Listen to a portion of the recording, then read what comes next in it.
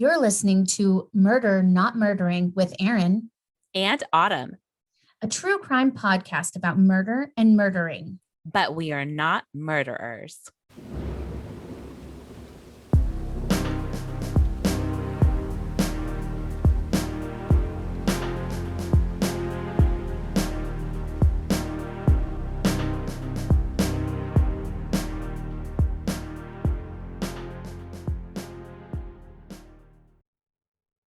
All right, everybody, we're back at Murder Not Murdering with Aaron, and unfortunately, Autumn cannot be here today.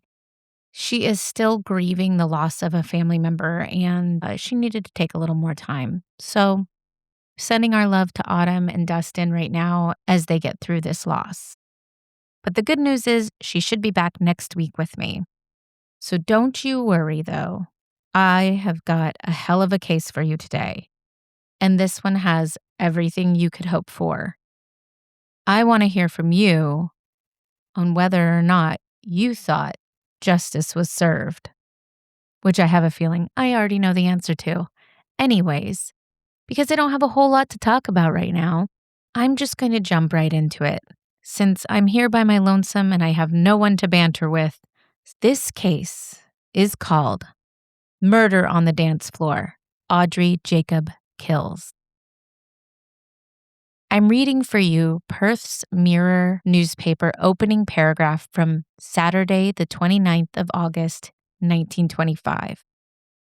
Perth's greatest ballroom shone brilliant with light and gaiety on Wednesday night when hundreds of glad-hearted boys and girls and their elders danced and made merry to aid the benevolence of the Hospital of St. John of God. They had chased the glowing hours with flying feet, and the grand ball was drawing to a happy close. The night had passed into the early morn. It was one of those scenes on which the high gods seemed to smile. Then a shot. Hushed clatter. Little startled cries. A scatter of dancers, a girl with a revolver, and a young man with a blood-smeared face dying on the floor. The high gods had deserted their chosen. Terror was upon the gay hall. Mirth fled away to the shadows. The glory of the lights and the gaiety of the colors. And the music and the laughter gave way to the awe that beckoned the presence of the dreadful, great King Death had entered in. There was a murder on the dance floor in 1925. In a ballroom, but not just any ballroom, one filled with Perth's wealthiest and most respected citizens. A room glowing beneath crystal chandeliers where couples in gorgeous evening dresses moved across a polished floor to the latest jazz music. That is where, in the wee hours of the morning, a young man would take his final step, and where a young woman would commit one of Australia's most controversial killings. The victim was 25-year-old Cyril Gidley. The person holding the gun, his former fiancée, Audrey Jacob. There was no mystery about who fired the shot. No question about whether Cyril had died from that bullet. This story is so much more complicated. What happened in those final moments before the gunshot? And how did a woman who openly admitted to killing her former fiancé in front of a room of people walk out of a courtroom a free person? This is the story of the ballroom murder.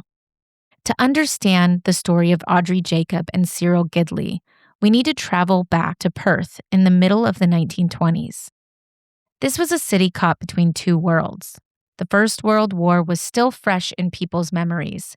Families across Australia had lost sons, brothers, husbands.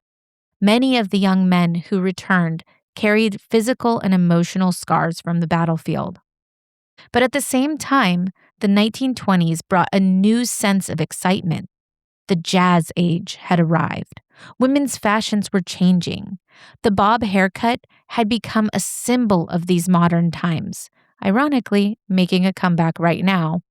Back to the story, dance halls were becoming increasingly popular. The motor car was transforming daily life. For younger Australians, there was a feeling that The old rules were beginning to loosen, and nowhere was that more visible than in the ballroom. Dance events weren't just entertainment. They were social gatherings where friendships were made, romances began, and reputations were built. In a smaller city like Perth, everyone seemed connected. A person who saw you at a charity ball might also be someone you saw at the tennis club, a church function, or a family gathering. Everyone knew everyone, and everyone noticed everything. Small towns like to talk, and in that world, reputation mattered. A rumor could spread quickly. A broken engagement could become a public embarrassment. And for a young woman in the 1920s, losing the future she had expected could feel devastating. This was the world that Audrey Jacob lived in. Audrey Violet Jacob was a young woman from a respectable Perth family. The surviving descriptions of Audrey come mostly from newspapers and later historical accounts. And like many women involved in highly publicized crimes, she was often described through the lens of the era. Reporters wanted a simple story. Was she the grieving woman whose emotions had overwhelmed her? Or was she a calculating figure who had planned revenge? The reality is likely far more complex. Audrey was not a fictional character from a crime novel. She was a real person living in a society with very specific expectations about women, relationships, and marriage. Cyril Gidley was also well known in Perth's social circles. He was young, athletic, and considered a popular figure among his friends. Like Audrey, he moved within the city's respectable social scene. He attended dances, he participated in sporting activities. He was the kind of young man whose future appeared full of possibilities. When Audrey and Cyril met, their relationship seemed to follow a similar path. They began courting, they became serious, and eventually they became engaged. To the outside world, it appeared they were heading towards marriage. But behind closed doors, the relationship had begun to struggle. And by 1925, that hopeful engagement of two young people had ended. Today, a broken engagement is painful, but in 1925, it carried a different weight. Marriage was not simply a romantic commitment. For women, it represented security, stability, and social standing. An engagement announced to family and friends that a future had been chosen. And when that future disappears, the emotional impact could be enormous. According to accounts from that period, Audrey had difficulty accepting the end of her relationship with Cyril. Given the nature of their lifestyles, the two continued to cross paths socially. There were conversations, there were attempts to communicate, there were disagreements about the state of their relationship. Exactly how those interactions could be interpreted became one of the central arguments of the eventual trial. The prosecution would later argue that Audrey had become increasingly determined to regain the control of a relationship with Cyril that had ended. The defense would argue that she was a young woman overwhelmed by grief and emotional distress. The truth? The truth disappeared with the people who were there. One of the most fascinating and unsettling aspects of the Audrey Jacob case is that looking back, there appeared to have been warning signs. After Cyril's death, evidence emerged suggesting that he had concerns about Audrey's behavior. A letter written by Cyril became one of the most discussed pieces of evidence connected to this case, and lucky for us, we have a copy of that very letter. It was written on the MS Kangaroo in Fremantle, August 16th, 1925. I, Cyril Gidley, do hereby state that Audrey Jacob visited me on the above ship without my permission. While on board, she tried to make herself a nuisance and, rejecting her advances, threatened me with my life if I didn't make her my friend again. The reason I refused was she turned me down, using her own words, "I've got plenty of good friends on other ships." This was just 7 months ago, so I let her go to her good friends. Signed, Cyril Gidley, P.S., and this is the part that gets me. This note is in case she does keep her vow.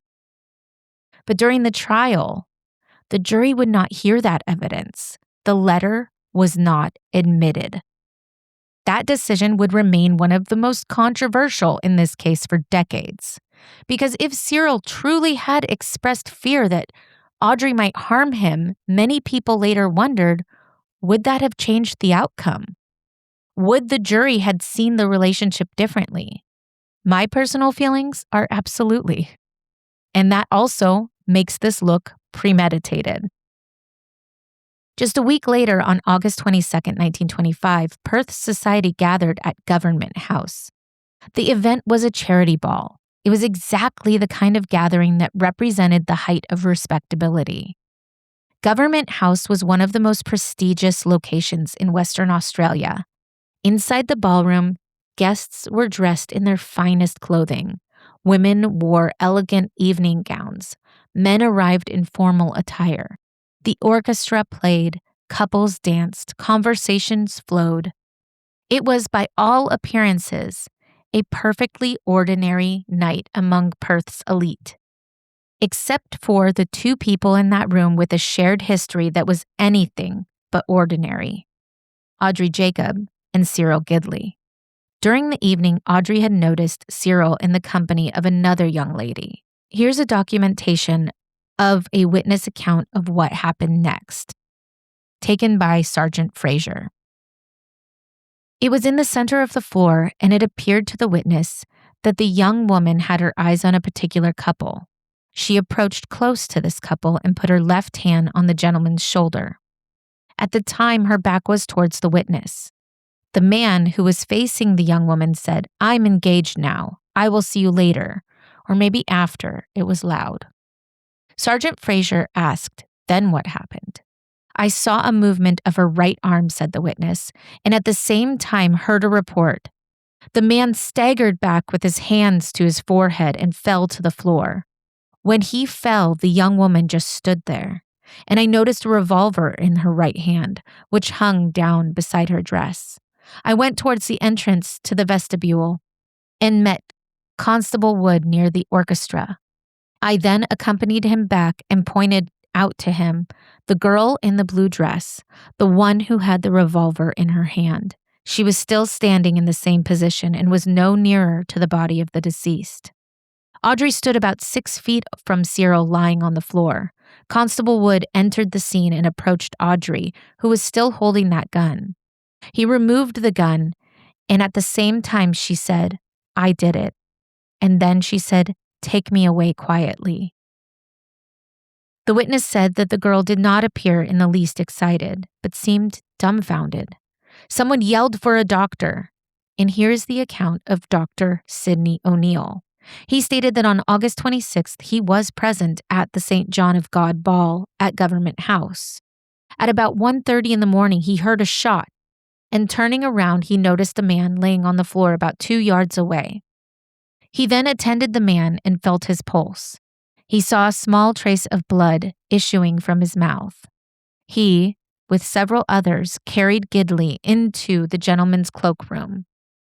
At the time, Cyril was still alive, but unconscious. Blood was then issuing freely from his mouth and nostrils. Under his clothes, the witness discovered a small wound in the upper part of his left chest, from which blood and air was issuing. Gidley died within 2 minutes from the time that the shot was fired. The post-mortem examination showed that Cyril had died from a hemorrhage following the gunshot wound to the left of his chest. He was 25 years old. The biggest question prosecutors would later ask was simple.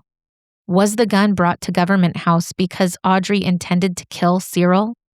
Or was it carried for another reason and used in that moment of overwhelming emotion? That question would determine everything. Because the physical evidence was not the difficult part. Everyone knew Cyril was dead. Everyone knew that Audrey had fired the shot. The battle would be fought over the intention, over the state of mind, over what happened in the seconds before the gunshot. And before the night was over, the music would stop. The dancers would freeze. And the ballroom would become the scene of one of Australia's most infamous crimes. By the next morning, Perth was in shock. The location alone made the story extraordinary.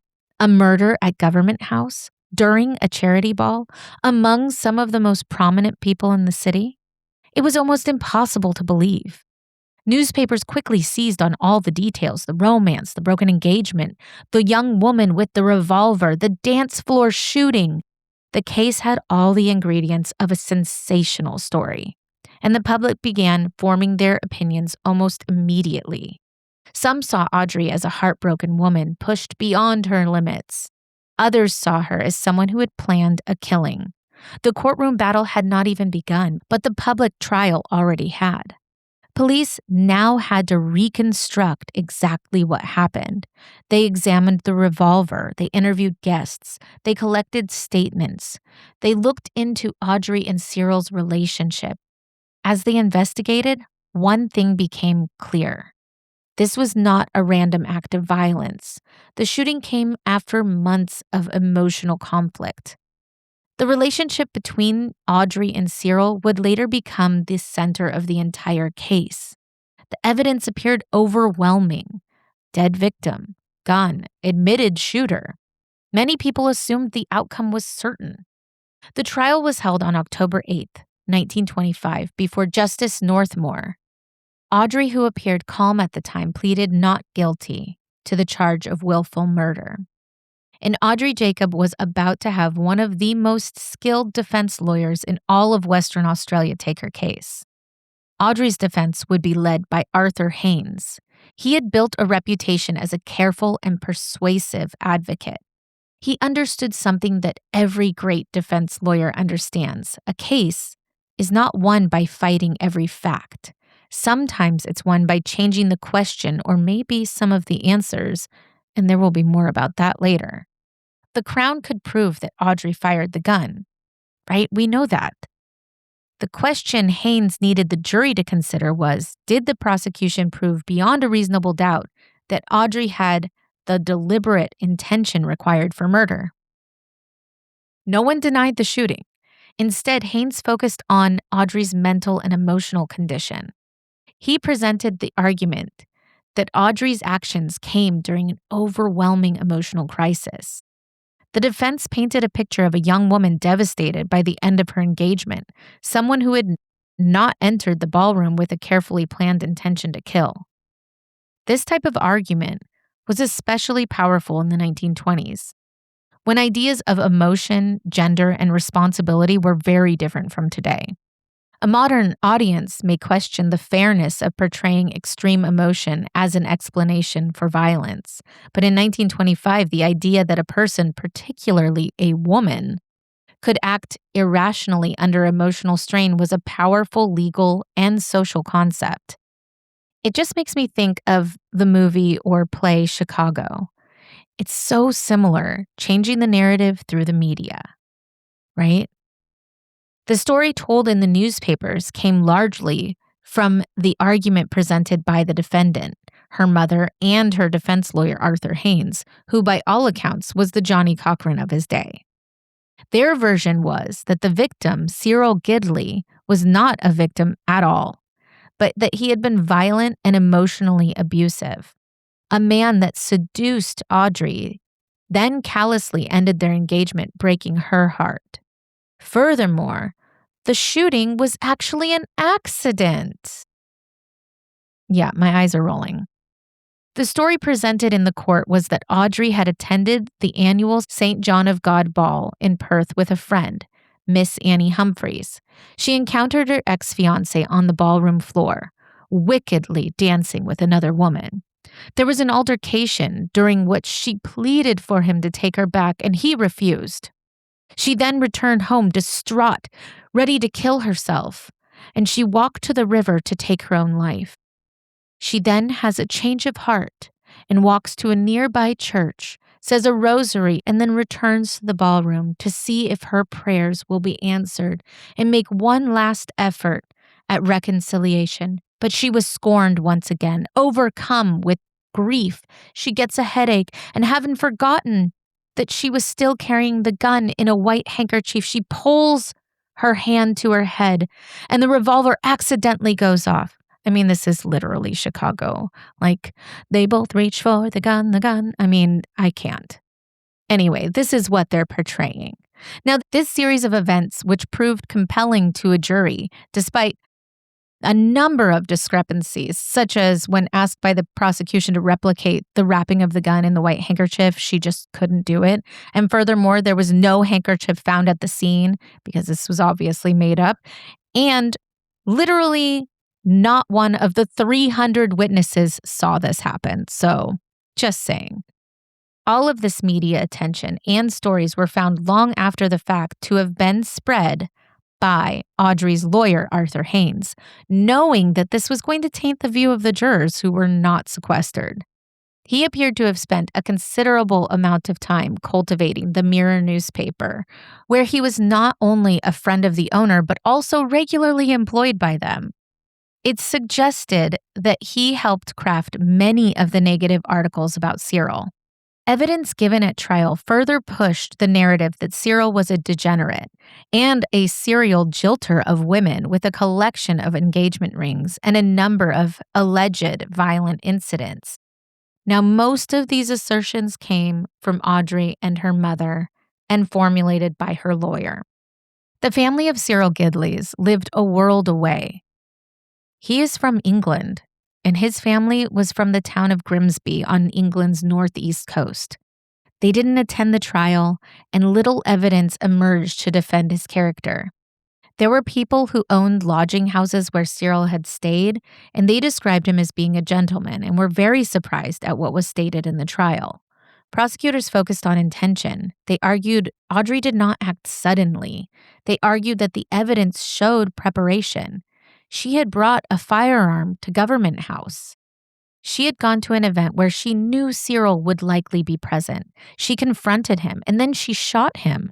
The prosecution's position was that these actions showed planning and purpose. In their view, this was not an accident at all. It was not a momentary loss of control. It was murder. When Arthur Haynes addressed the jury, he returned to the same theme. The Crown had proven Audrey had fired the shot, but have they proven murder? I mean, that's what it is. Sorry. He asked jurors to consider Audrey's emotional state, to consider whether there was enough certainty to take away her freedom forever. Cyril was characterized to be vicious and deserving of his fate, while Audrey was the wronged person and the victim. They literally dressed her up in demure clothing. I mean, it's Chicago. Anyway, that is actually not the story of Chicago. I covered that case. It's Beulah Anon. Look it up. It's pretty great. Anyway, in addition to attacking the character of Cyril, Haynes' final legal tactic was to bring up a concept known as the unwritten law, and I had never heard of this. The judge reminded the court this is not an actual law, but it was a powerful concept at the time. The unwritten law was basically an understanding that a respectable woman who had been seduced and abandoned or jilted by their fiancé or lover had the right to take revenge. The unwritten law had never achieved a full acquittal in Australia before. This was the first and possibly the only time that it was used successfully in a defense. The prosecution, meanwhile, emphasized the obvious. A man was dead. A loaded firearm had been brought into a ballroom, and Audrey was responsible. The jury now had to decide which interpretation of events they believed. When the jury left to consider the verdict, Perth waited. People across the state wanted to know what would happen. Would Audrey Jacob become one of Australia's most notorious murderers? It was almost 9 p.m. on the 9th of October when the 12 male jurors returned with their verdict. By this time, Audrey Jacob was a pitiful figure, pale and trembling, seemed almost on the verge of collapse. The verdict? Not guilty. Audrey Jacob was acquitted. The woman who had walked into Government House carrying a revolver would walk out free. The verdict caused an immediate reaction. For some, it was shocking. They struggled to understand how a woman who admitted shooting Cyril Gidley could leave without a conviction. After the trial, Audrey Jacob largely disappeared from public life. Unlike some defendants in famous cases, she did not spend the rest of her life seeking attention. She did not become a celebrity. She did not turn the trial into a public story. Instead, she stepped away, and that silence has contributed to the mystery surrounding her. We do not have a detailed account of her private thoughts after the trial. We do not know how she processed what happened. History often leaves us with these kinds of unanswered questions. And I'm curious what you think happened with the murder on the dance floor. My sources were the State Library of Western Australia, Government House, Western Australia, the Australian Broadcasting Corporation, BBC, and the National Library of Australia, Trove newspapers and contemporary reporting and media from 1925 about the murder and the trial. Now, the thing that's great about this trial for me as someone who is researching all the time is there was a ton of newspaper articles. So there was a lot to unpack there. And as you will see, I post on our Instagram, you will see pictures and photos of all the people involved as well as newspaper accounts, etc. It's just crazy to me. There were 300 witnesses that all saw this woman standing there in her beautiful blue dress, shoot this man right there in front of everybody. And somehow they changed the narrative. And I kept doing those Chicago references, but seriously, I mean, it's the same thing where she was not exactly known as being cool-headed and everything. She had been known to have these altercations as they were getting closer to this event with Cyril. She came onto his boat many times. She also had confronted him at other events. And then there's that letter where Cyril literally said, "She threatened my life. I'm afraid she's going to make good on this vow." And then, I mean, again, I think if they were able to admit that part, I think we would have seen a big change. But they couldn't. For some reason, they did not admit that as evidence because that shows that this is premeditated, obviously. I just can't even with it. But I have to say, I mean, they just did a really good job of portraying her in these demure outfits and saying that, she went to go and say a rosary, after the church and she went to plead, please let us get back together. I mean, come on now. And right afterwards, she said, "I did it. Take me away quickly." I mean, I just can't. But that was the murder on the dance floor. So I hope you enjoyed it. Do follow us on Instagram at Murder Not Murdering. We're also on TikTok at mnm.pod. We're on a subreddit. You can find us anywhere. Slide into our DMs if you'd like to tell us a case that you would like us to cover because we're always looking. We love something local from your hometown or ours. We're based out of Seattle, Washington. So any type of Washingtonian cases or Pacific Northwest, we are so in. Anyways, that's my case for this week. Autumn will be back with me next week. We miss her and send all the love to her. Thank you so much for listening to our podcast. This is a passion project, and all of your support literally means the most. And if you see me out in public, I love when people tell me about listening to the podcast or cases that they loved.